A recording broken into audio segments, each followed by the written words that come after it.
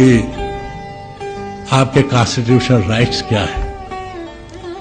संविधान में एक आर्टिकल 30 है जिसमें अल्पसंख्यकों को 2 अधिकार दिए गए हैं, मौलिक अधिकार। पहला ये कि वो अपनी मर्जी की संस्थाएं, शैक्षिक संस्थाएं कायम कर सकते हैं, और दूसरा ये कि उनका प्रशासन भी अपने हाथ में रख सकते हैं और सरकार को इसमें दखल देने का कोई भी अधिकार नहीं होगा।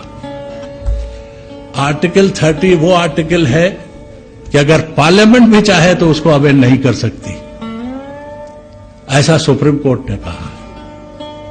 अगर फंडामेंटल राइट्स को आपको अमेंड करना है तो उसके लिए एक नई कॉन्स्टिट्यूएंट असेंबली बुलाइए, जो नामुमकिन है। इसलिए इतना बड़ा मौलिक अधिकार आपको प्राप्त होता है। अब सवाल यह होता है कि वो कहते हैं कि साहब क्या फायदा होगा। अब फायदा यह होगा कि अगर आपको माइनॉरिटी स्टेटस सर्टिफिकेट प्राप्त है, चाहे वो शासन द्वारा हो या इस कमीशन द्वारा हो, तो आपको सबसे पहली जो आजादी मिलती वो ये कि आप अपनी संस्था का मैनेजिंग कमेटी या गवर्निंग काउंसिल खुद कॉन्स्टिट्यूट कर सकते हैं। सरकार इसमें मदाखलत नहीं कर सकती और न सरकार कोई अपना मेंबर उसमें ठूस सकती है। दूसरी आजादी आपको यह मिलती है कि आप अपनी संस्था के लिए एक रीजनेबल फी स्ट्रक्चर भी खड़ा कर सकते हैं। सरकार इसमें भी मदाखलत नहीं कर सकती है, बशर्ते कि वो रीजनेबल हो, कैपिटेशन नहीं होना चाहिए।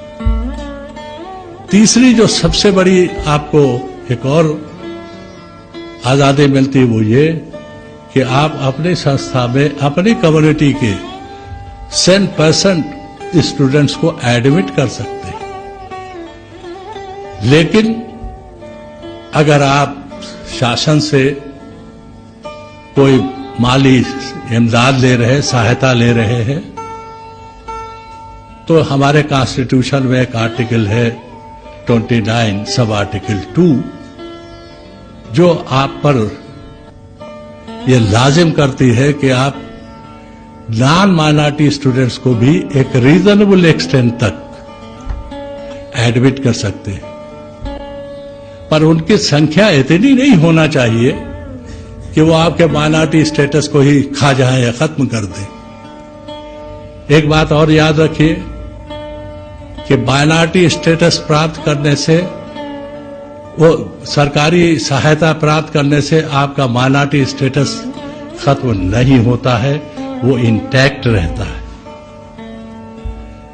और एक और सबसे बड़ी महत्वपूर्ण आजादी जो आपको मिलती है, जो किसी स्टेट गवर्नमेंट को मंजूर नहीं है, वो ये है कि आप अपनी संस्था के टीचिंग और नॉन टीचिंग स्टाफ को खुद ही सिलेक्ट कर सकते हैं। सिर्फ एक शर्त ये रहेगी कि उनकी जो एजुकेशनल क्वालिफिकेशन है वो सरकार मुकर्रर करेगी। मतलब सरकार के द्वारा मुकर्रर की गई एजुकेशनल क्वालिफिकेशन के मुताबिक ही आपको सिलेक्शन करना पड़ेगा। अब सिलेक्शन भी आपका फेयर होना चाहिए, ट्रांसपेरेंट होना चाहिए, नॉन एक्सप्लॉयटेटिव होना चाहिए।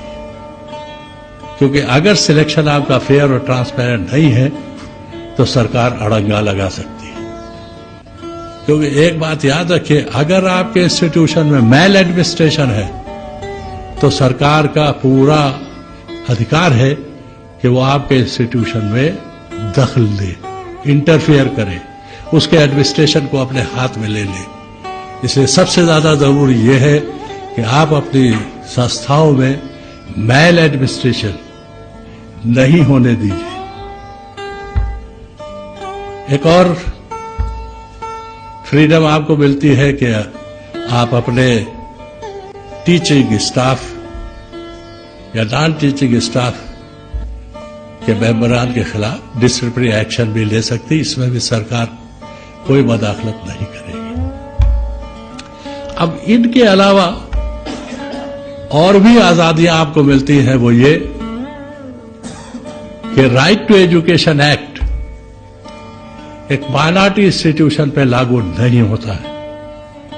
राइट टू एजुकेशन एक्ट में कुछ सेक्शंस ऐसे हैं, कुछ रिक्वायरमेंट्स ऐसे हैं कि शायद संस्थाएं पूरी न कर पाए, अन्य संस्थाएं खासतौर से माइनॉरिटीज पूरी न कर पाए। इसलिए सुप्रीम कोर्ट ने कह दिया कि वो तो लागू नहीं होती, और सही फैसला है। दूसरी ये कि राइट वो policy of reservation in admission भी माइनॉरिटी एजुकेशनल इंस्टीट्यूशन पर लागू नहीं होती। 27% रिजर्वेशन ओबीसी के लिए है, एक एक्ट पास हुआ है, वो एक्ट इसमें लागू नहीं होता। 27% वाला जो आपको स्टूडेंट्स को एडमिट कीजिए, वो भी पॉलिसी आपको लागू नहीं होती। एक और पॉलिसी रिजर्वेशन इन एम्प्लॉयमेंट भी आपको लागू नहीं होती, ये भी सुप्रीम कोर्ट ने कह दिया। अब ये इतने फ्रीडम्स जब आपको हमारे कॉन्स्टिट्यूशन ने दिए हैं, तो आप पर भी जिम्मेदारी होती है कि आप अपने इंस्टीट्यूशंस को सेंटर ऑफ एक्सीलेंस बनाएं, टीचिंग शॉप्स न बनाएं। हमने देखा है, मैं कई इलाकों में गया हूं, वहां कई जगहों में जैन समाज में बहुत गरीबी है, उनके लिए शैक्षिक संस्थान भी नहीं है, वो मजदूरी कर रहे हैं, खेती कर रहे हैं, जो कि मुझे बहुत वैसा दिखता है, क्योंकि ये समाज कभी इन कार्यों में रहा नहीं, लेकिन वक्त की मार है, और उसकी वजह यह है कि उनके पास शिक्षा नहीं है। जबकि आपको मैं बता दूं, ये इतनी टैलेंटेड रेस है कि अगर आप इसको जरा भी मौका मिल जाए तो बहुत कुछ कर सकती है।